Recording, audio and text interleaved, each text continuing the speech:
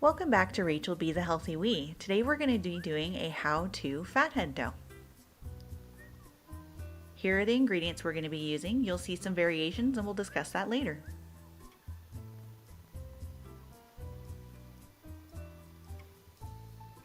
We're going to start by adding our yogurt to our mozzarella and then combining that well and then place it in the microwave. I start with a 30-second burst and then continue with 10 to 15-second burst in between, stirring until I get a nice pliable cheese texture.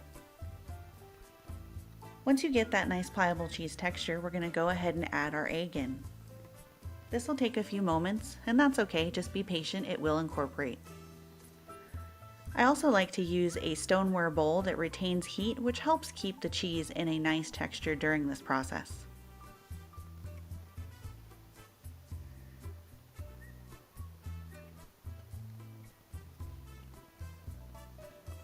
Next, we're going to add all of our dry ingredients together and combine them so that we get a nice even distribution while we add it to our cheese mixture.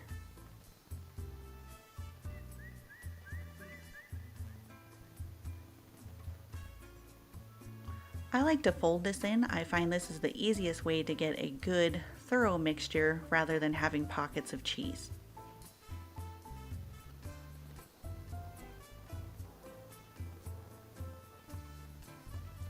This will also take a few minutes, so be patient and just keep going.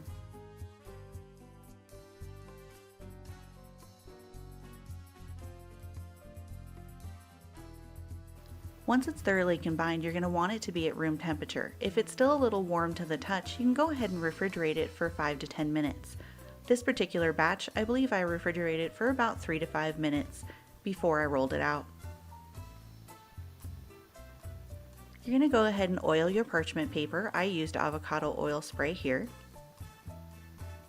Then you go ahead and grab your dough from the refrigerator if you needed to, otherwise directly from the pan onto the paper.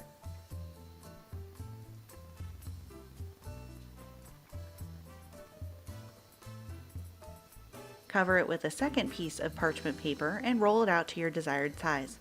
Again, today I went ahead and made a fajita roll-up with mine, so I did a longer, more rectangle size when I rolled mine out. Let's discuss the ingredients again. So I use nutritional yeast and the flaxseed meal to get a more bread-like flavor from this particular dough. I also find that the flaxseed meal seems to give it a better texture and makes it so it doesn't break as you're rolling it out. I often use the yogurt because it's easier to source a clean yogurt than it is cream cheese. Also, as far as the mozzarella goes, there's several different brands that you can try that are clean, such as buffalo mozzarella, which is carried often by Costco.